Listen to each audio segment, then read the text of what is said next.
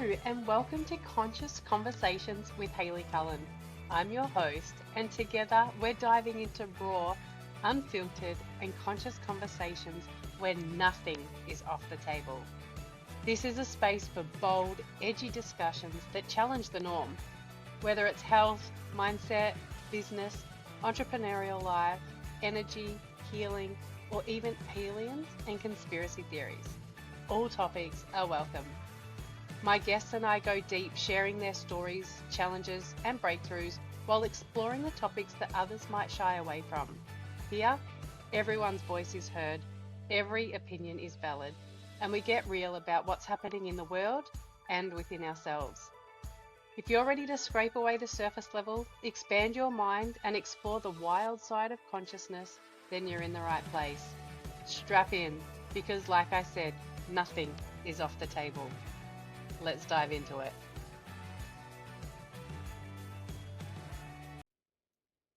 Welcome back, everyone, to another episode of Conscious Conversations. Today, I have a special guest with us, Rebecca Krugan. Thank you so much for joining us on Conscious Conversations. Thanks for having me. Pleasure. I just want to start with one question for you.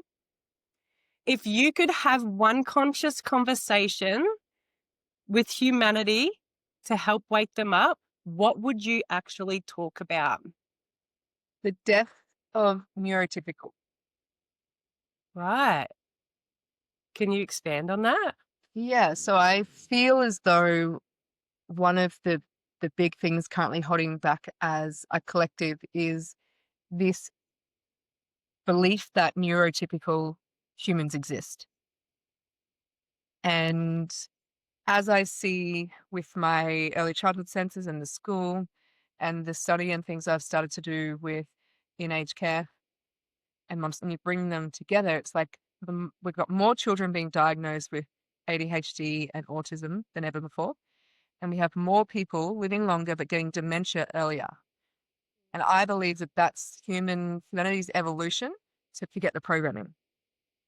And what's happening right now is more adults, sort of in the 30 to 50, are getting diagnosed in adulthood.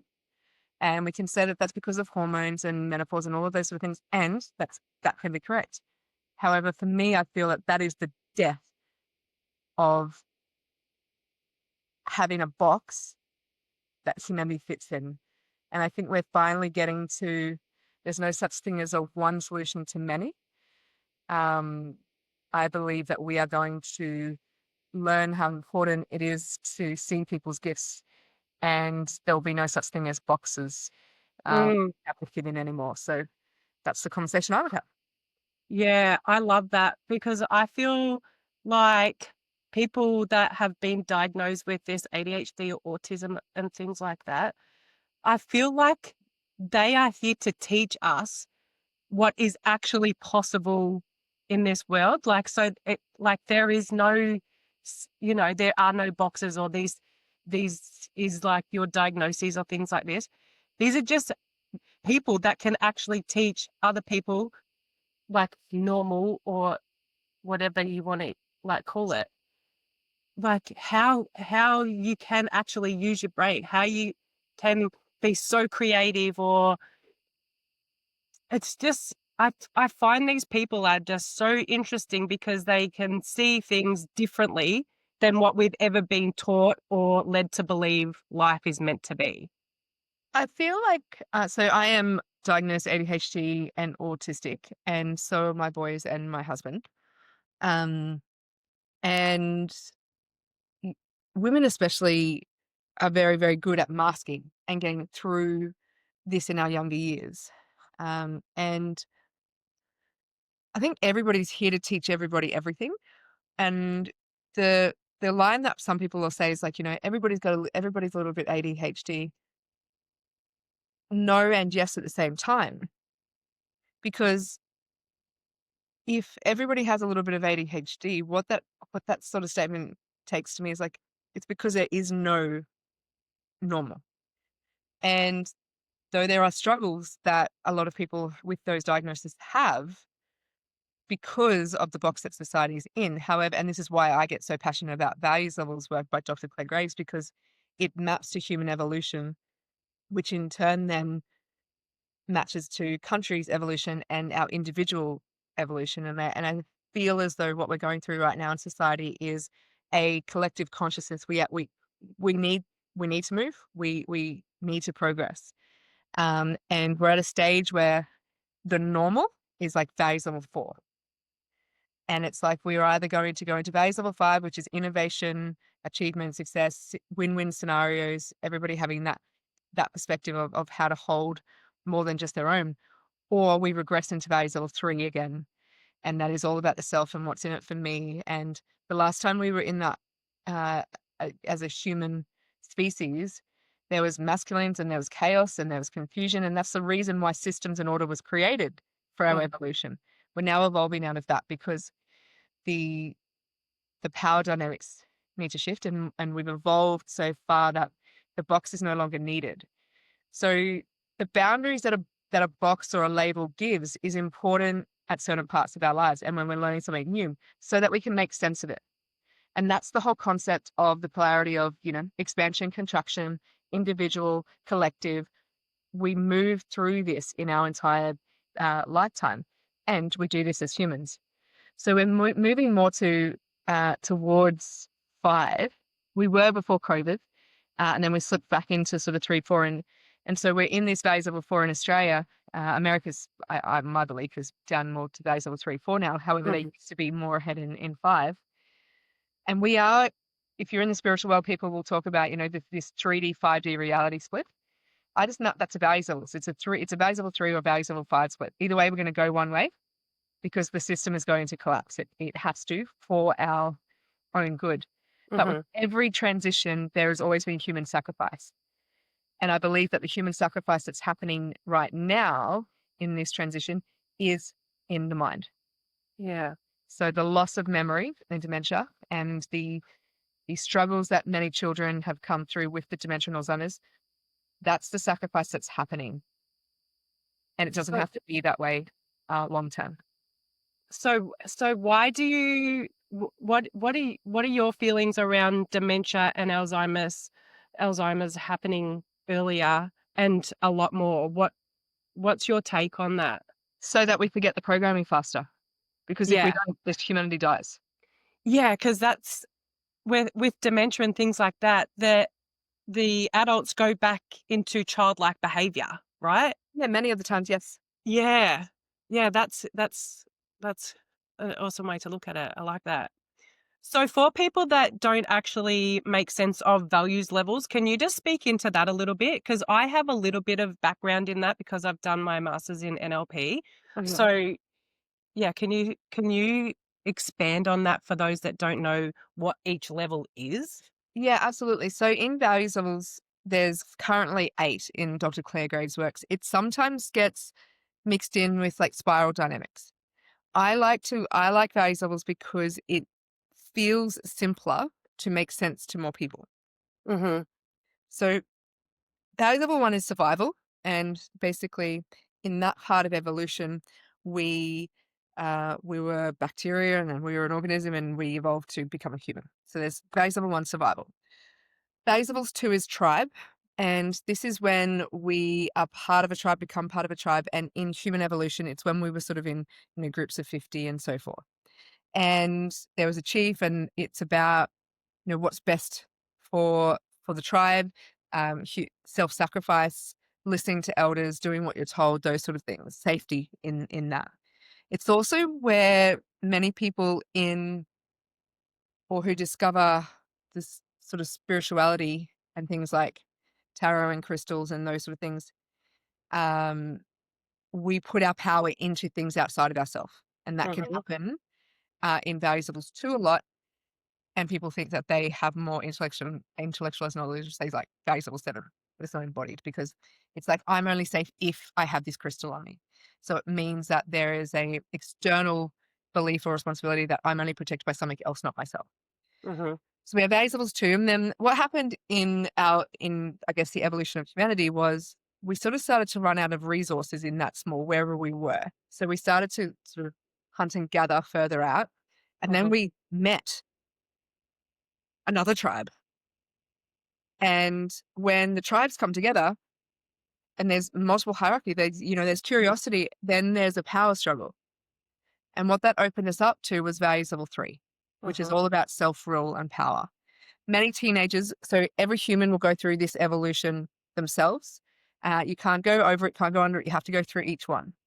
And so values level 3 in this day and age is many teenagers will be at this space as they start to let go of the family and discover who they are.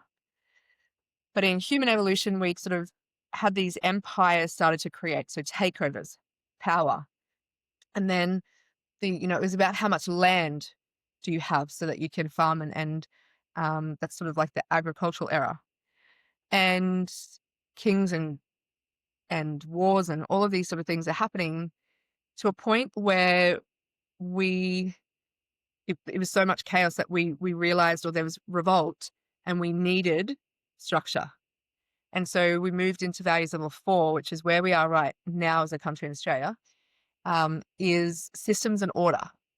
So we created religion, we created schools, we created the justice system, we created governments, we created all of these things to give order to the chaos. And the power was, it was a different way of power being put toward. And it was almost like people had a say, so they felt a bit more empowered, whereas in values level 3, it was a lot of power over you. So people fighting for the power. So then, humans, we had a voice, we had a vote, all of these things. We had a say until we didn't, which sort of is where we are right now. So values level 4, every values level has a positive and negative. And this is the thing. People are like, I want to be in a higher one. I want to be in a higher one. It's like there is positive and negative, and you have all of that energy available to you. So the thing is with values level 4, the order and systems have worked and served us until they don't, as is everything in life. So we started to open up values level 4, 5, which is entrepreneurship achievement. And so before COVID, you had governments who were doing innovation grants to businesses and running events and all of these sort of, ideas, new things. How do we make what we have better? And values level 5 is a self level. So every odd values level is about self, and every even values level is about other. So you move from self to other, self, me, we. So values level 5, and you're like, you can see why the system exists, and you learn how to utilize it. And you learn how to make it better. And you're driven by success and material things, because in values level 4, your desires must be secret. You shouldn't want things. Work hard now and sacrifice for later. It's same.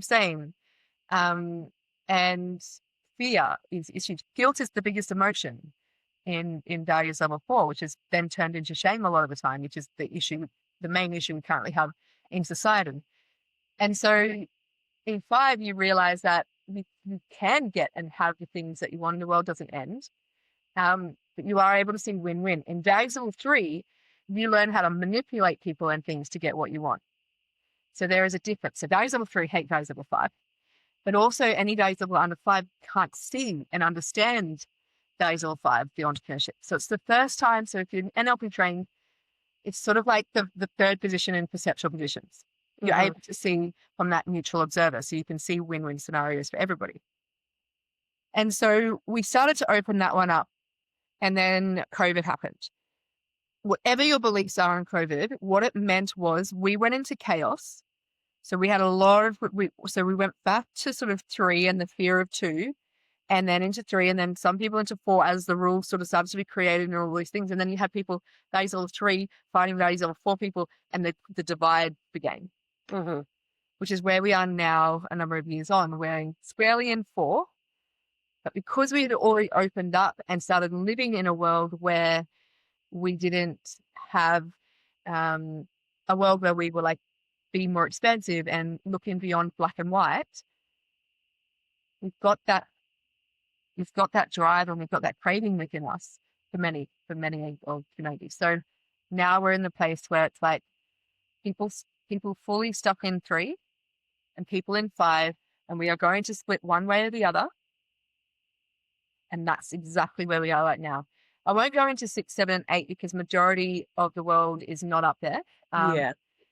And that sort of just paints a picture of how I use values levels to teach everybody everything. It's up the baseline of everything that I do.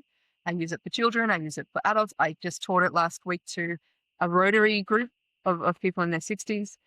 It's also in personal development, the thing that gets weaponized a lot. That's why you don't learn it to a masterclass. But if you learned it at the beginning, you'd be harder to sell to. Yeah. Yeah. Thank you. Thanks for sharing that. It's so interesting, isn't it? So with your Montessori school, how are you using that for children? Like, how are you teaching that at such a young level? And can you speak into the Montessori? Yeah, so Montessori is a method of education. It's Italian. Maria Montessori discovered over 150 years ago. She was Italy's first female doctor. So she was not allowed to do all of the surgeries and learn all the things with the men. She had to do it underground by herself. So she was at one point given this house, this building, full of special needs children. They used worse words back then. But basically it started up in this community that was all the lower level socioeconomic. There was no money, and she just observed, and she created tools and prepared an environment and had all of this sort of research happening through observation and the things that she noticed and what she knew. And it sort of grew from there. It got a lot of traction because of the results she was getting. And even though they used the words that they used back then, it's likely to be what's neurodiverse now. Right. And so it grew. There's a whole lot of more history around that, but I won't go into it. And it's the only global curriculum. So you can go to a Montessori school in China and Australia or America or South Africa, and many of the classrooms look the same because the materials are the same. The difference that Montessori has to a traditional classroom is that the prepared environment means that children are working, learning, whatever they're interested in at different times. So the teacher is not teaching 1 to 30 people. There's 30 children doing what they're interested in because of the prepared environment, and one teacher and a teacher observing and supporting. The whole goal of it is for the teacher to become the fly on the wall, to become the observer, to not be required. Because the thing is that humans, adults, like to have significance, and they like to have power, and they like to have relevance. And the teaching profession, sort of the way we do it mainstream wise, has the teacher standing at the front and delivering. And though, with the changes that we've had going through with neurodiversity and things like that, you've got classrooms that it doesn't work anymore at all. But Montessori across the globe works because it meets all the children's needs where they're at. They're multi-age level, like multi-age classrooms. So you don't know who's better than who, and you're not comparing children based off of their age. Yeah. We don't do assessment in the traditional sense. There's no fucking need. Sorry for swearing. Welcome here. There's no need to do. You can assess by observation. Yeah. So the pressure that's required that we put children through for assessments now, and it's gotten younger and younger. You know that 1 in 4 people who go to university use their ATAR score. 3 of the 4, 75% of people who go to uni get in a different way. They get a different way. So what the fuck are you doing these assessments for? So Montessori does it by observation. And because of the multi-age settings, you go into the next environment that's prepared for that part of the human development when you are ready. Yeah, I love that. So values levels is values levels is already in Montessori without it ever being named as Dr. Clare Graves, and they didn't name. That was in the 60s. She died in the 50s. But it's in the way, the whole curriculum. Montessori is the way of life, and that's what's working. That's the current study that Australia is leading in dementia and Alzheimer's with Montessori, And the way we do Montessori for children, we do in aged care, and it's getting the incredible results that it is. And it's helping people be independent, as in self-care, self-learning, all of those things, self-driven, for longer. Yeah, right. And so for me, what we do in the schools, it's not like I have to go, this is values levels, Yeah. because it's already embedded and embodied in the way the curriculum and the prepared environment happens. The more adults who know about values levels, i.e. more teachers, the more they can start to see what's playing out. And so if anything, it's something that I teach the teacher so that they can see it more, but it's naturally embedded in the process or in the curriculum for children. Oh. And so it also helps teenagers understand that if values level 3 is something you have to go through, and it's why I'm so passionate about people learning about values levels before they even go on personal development journeys, because it will save them so much time and money and heartache. If a teenager knows that values level 3, because it can make sense outside of themselves, so it's like humans go through this, we've got all of this thing, then they're not like, there's something wrong with me, I'm broken. It's like, it's a period of my life that I have to go through, but I get to choose how I go through it because I'm conscious of it now. Yeah. When we're unconscious of it, it's when we burn everything to the ground each time we transition, and it's not required. Yeah. However, having that knowledge means that you can have power over other people who don't know about it. And that's the part, that's the issue that I believe we have in not having too much energy in values level 3, and we need more people up at 4, 5, 6 so that we can progress as a collective consciousness. Yeah, amazing. So with your NLP training, do you, like with personal development, do you feel like younger kids should start going into this kind of thing to like set them off on their journey of like self-discovery and making sense of the world and the different things? There never needed to be a personal development industry. Right. If we want to be really honest, there was never a need for it. It was created to solve the problems that the values level 4 systems created. People were stuck, but humanity was stuck in progress. So in my belief, to answer that question, is that if children have an education that is designed, it's already got it in there. Intrinsic motivation, internal validation. The way that a teacher in a Montessori classroom, say a child comes up like, oh, what do you think of my picture? They're looking for external validation because that's how things happen. As soon as you say, that's so amazing, if that child knows it's shit, you're gaslighting them. Mm-hmm. Okay? But if you don't say anything, if you don't acknowledge it, you're also not acknowledging them. So we would say, I can How do see you you feel? use purple and green. Can you tell me about it? Because if you say, oh, that's a great fish, it's not a fucking fish, it's a house, you're also telling them what it is. So it's using language in with children that automatically puts in what we're trying to put back in to adults who didn't get it as children. Does that answers that first part of the question. In regards to personal development, in, I guess, the way that I've designed my life and my business and the things that we do, children sort of 15 and up, like people 15 and up right now, need personal development. The children who have been at my centers or go to the school, like they'll need parts at certain points because parents haven't always done the work either. But I truly believe that if the education system changes, every system will change. That's a given. But if we change the education system, personal development's not required the way that it's delivered,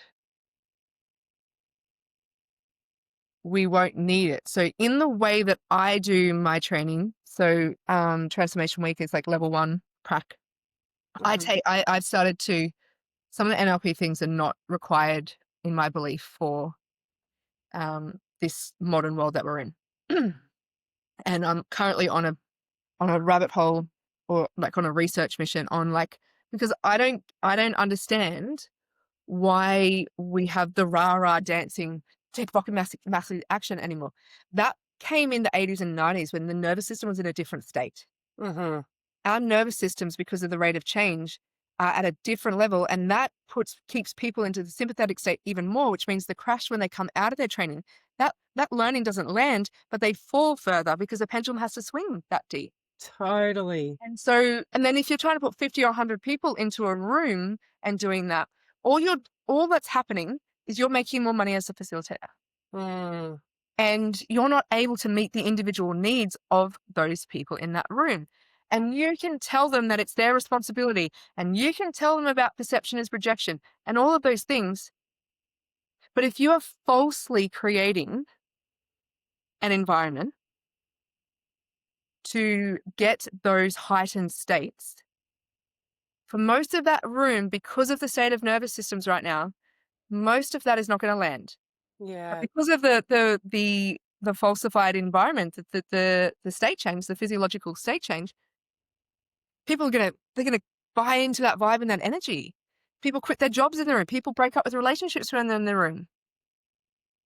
And then realize when they're left alone and when they're comparing themselves to 4 to 6 weeks later that that's not what I wanted. Yeah. And what did I even learn? So for me, the way we do it is like, we have a max of 30 because that can meet the needs. Mm-hmm. In a 1 to 30 sort of one main facilitator to 30 people. Yeah. Sort of 20 is amazing, but 30 is the max. And that means that I'm capped at the income revenue that I can. Do you know what? The money's in. I have always advocated that, yes, I need to earn money so that I can do the things like the school, which is not like creating the school. I can't do that as a martyr or for free. Yeah. But what is enoughness?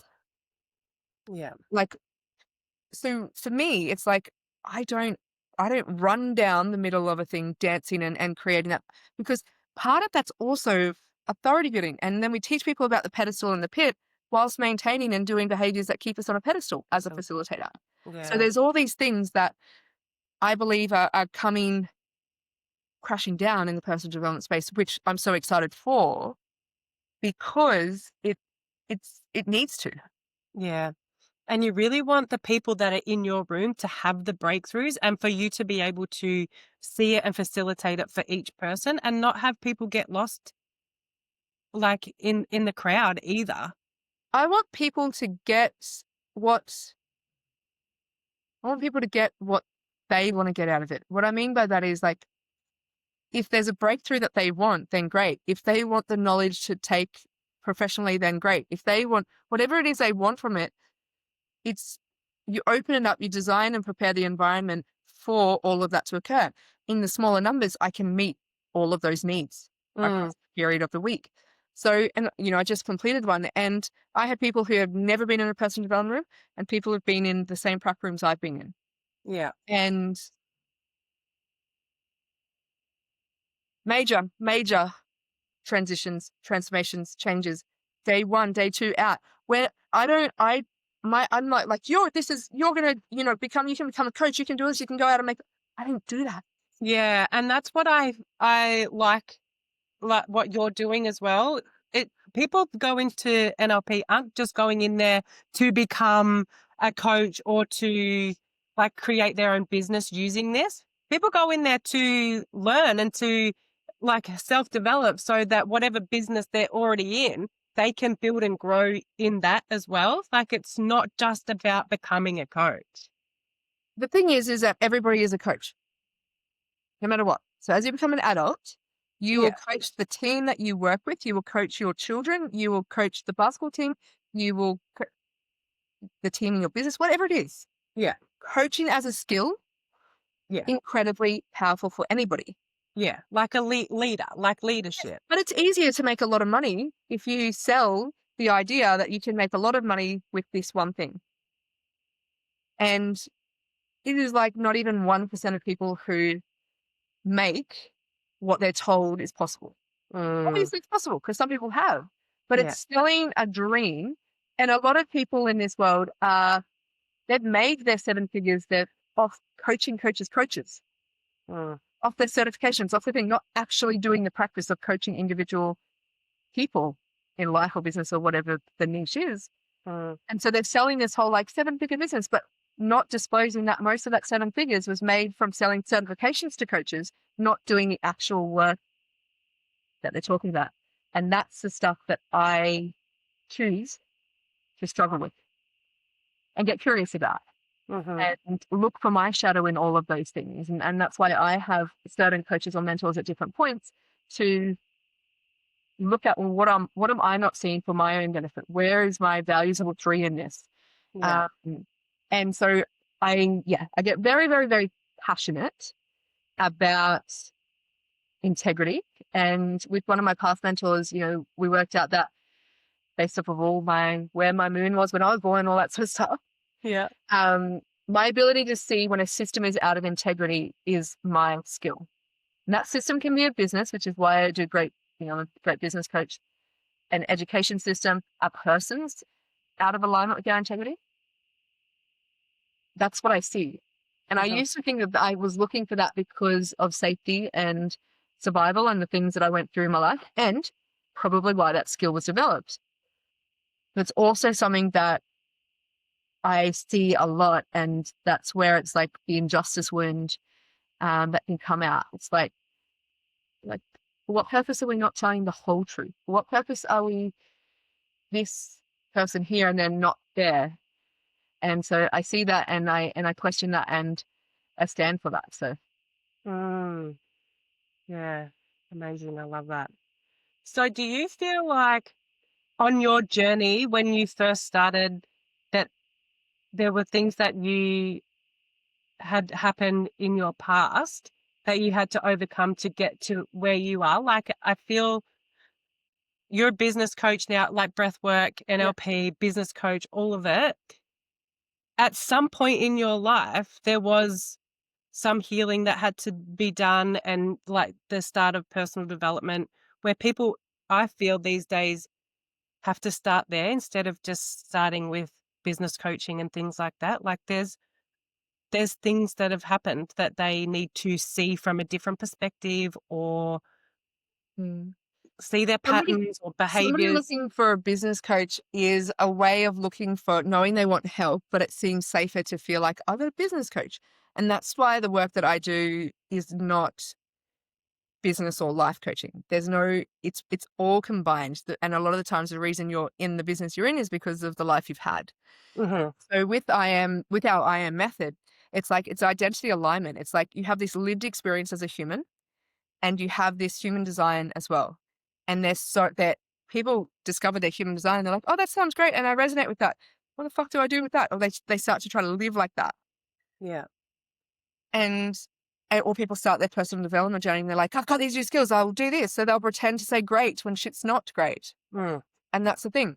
This is the main problem we have, is spiritual bypassing. Yeah. Like if it's shit, you get to say, like, it's actually really fucking shit right now. Because we have to have both, right? It depends in how safe the environment is and the community you're in as to whether you can. How do you feel about yourself if you can or not? Because are you shamed if you do? Right. That's why it's important who you surround yourself with. 100%.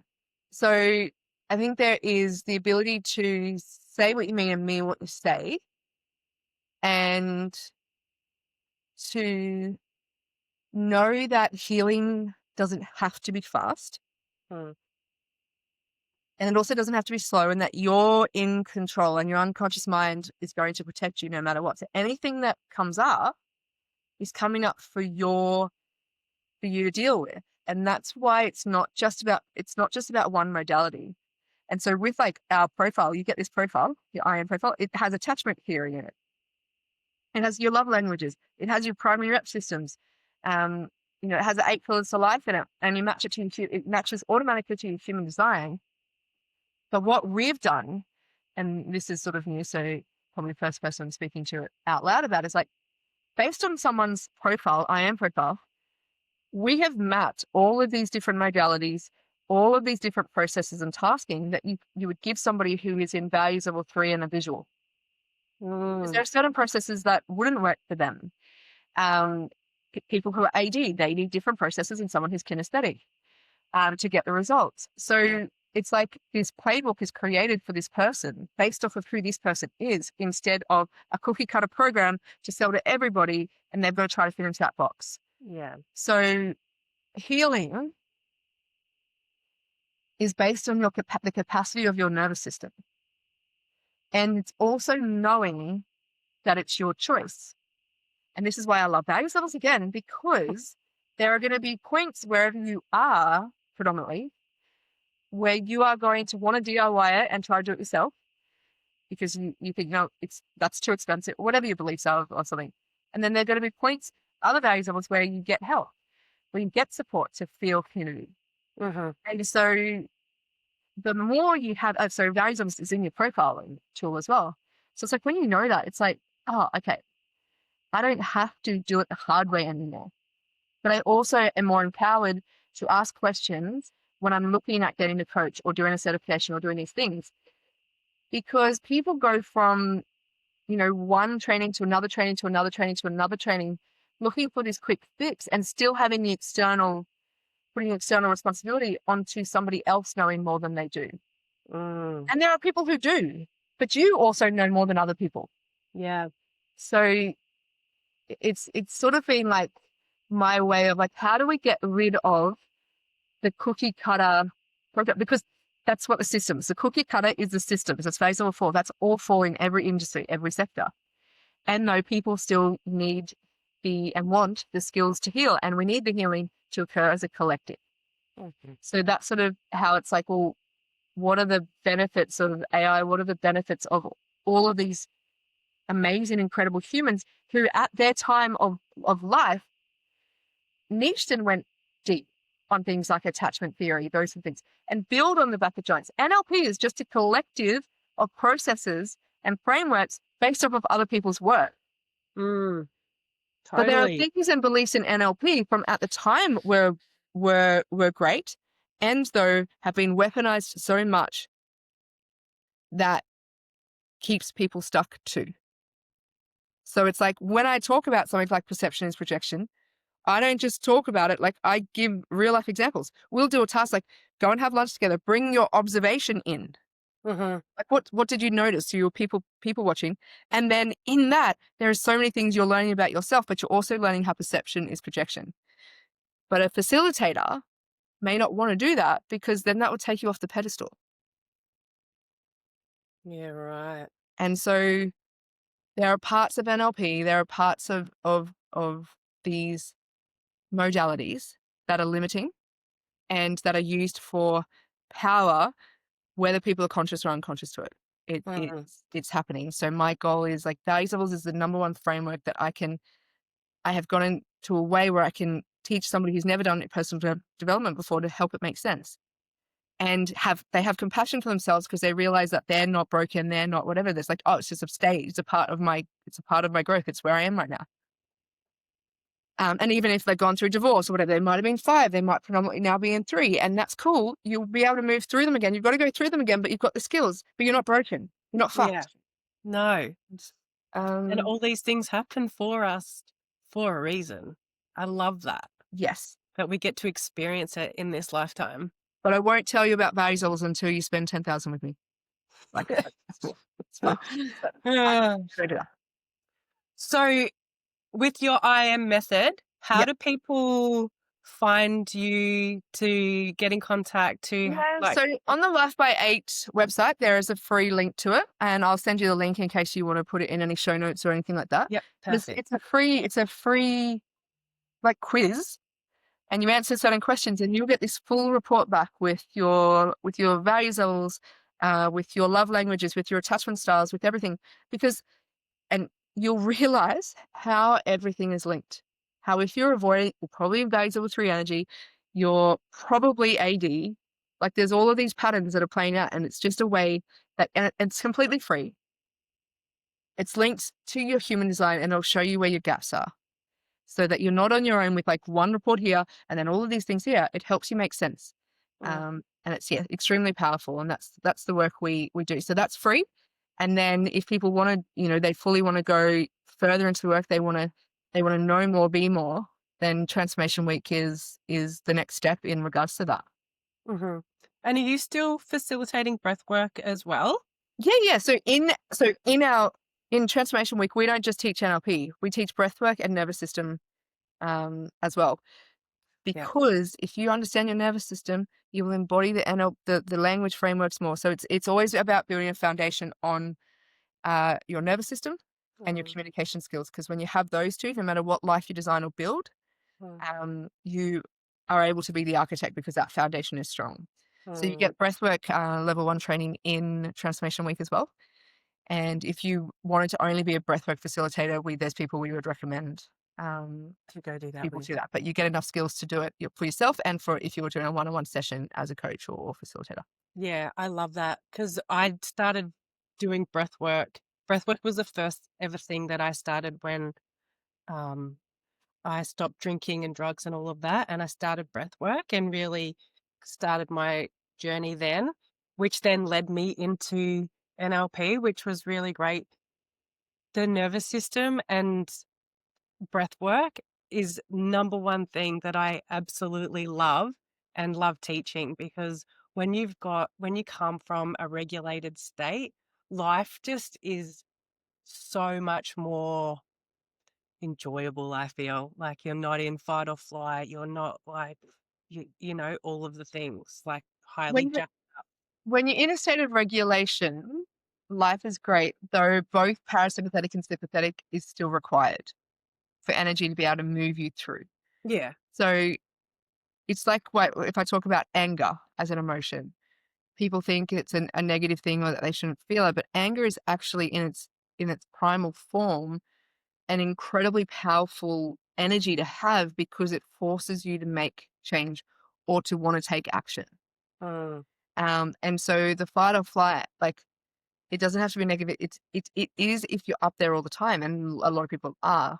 So I just wanted to like regulation, yes, and though it's also important that we have the ability to go into both or Absolutely. I totally agree. We're coming from a life complete of like dysregulation. 38 years, well, just in that all the time to be able to now flow through it. Yeah, Yeah, it changed my life. absolutely, Literally. absolutely, and that's why the more people who are willing to do the work, the better. And I would say that what do I want to say here?